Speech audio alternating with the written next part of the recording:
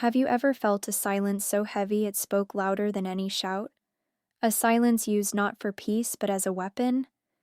Many people think silence is gentle, calming, peaceful.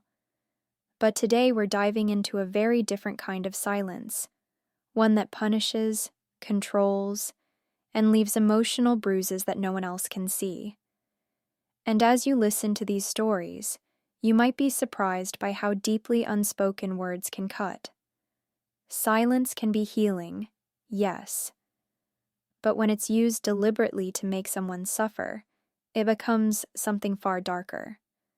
One woman shared with me a moment that still haunts her.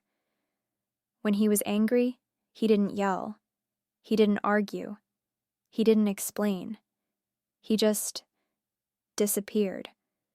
He'd walk around the house like I didn't exist. And somehow, that hurt more than any fight we could have had.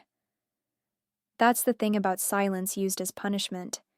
It creates an emotional emptiness, a hollow space filled with fear, guilt, confusion, and self-blame.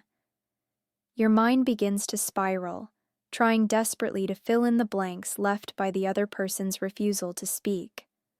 Psychologists call this emotional withdrawal, and research shows that being ignored activates the same part of the brain responsible for physical pain. Think about that. The absence of sound, of acknowledgement, of presence can hurt as much as a wound, and for many people that pain becomes a pattern they learn to live with. Another story came from a man who said, whenever she wanted something, an apology, attention, or just compliance, she'd shut down. Hours, days, sometimes a week. Eventually I'd break, just to make the silence stop. This isn't silence used for reflection or calm. This is silence used as control. The quiet becomes a leash. You don't know what's wrong. You don't know how to fix it. The person withholding communication becomes the judge, and you become the defendant. Silence shifts the power. It's not about the conflict anymore. It's about domination, submission, and emotional pressure. Then there's the silence that feels like abandonment. Someone shared, I told him something vulnerable, and instead of responding, he walked away. 10 hours. No text. No call. Nothing. I felt like I didn't matter. This type of silence touches one of the deepest human fears, the fear of being left.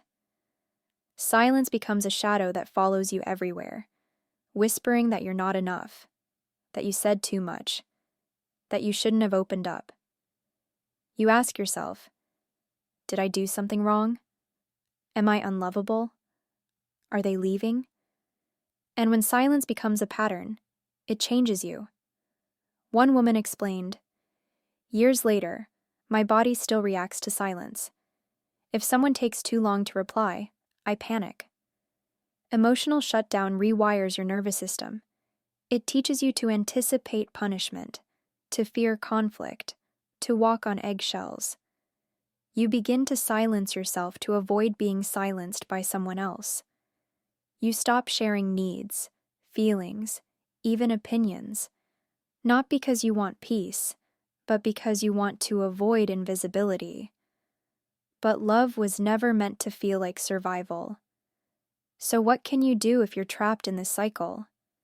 The first step is recognizing that silence, when used to harm, is not healthy communication. It's emotional neglect or manipulation. Healthy silence brings clarity. Punitive silence brings fear. Ask yourself, does this silence help us, or does it control me? Do I feel safe afterward, or ashamed and uncertain? Am I shrinking myself just to keep the peace? You deserve a voice. You deserve presence, not disappearance. And you deserve a relationship where conflict leads to understanding, not punishment. If this resonates with you, you're not alone. So many people have lived through the weight of unspoken cruelty, and sharing your experience might help someone else recognize the same pattern in their own life. Thank you for listening to this episode of Decode Love.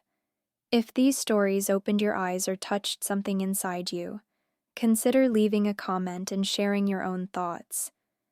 And if you want more deep emotional insights and real relationship stories, make sure to subscribe. Silence may speak volumes, but together, we can speak louder.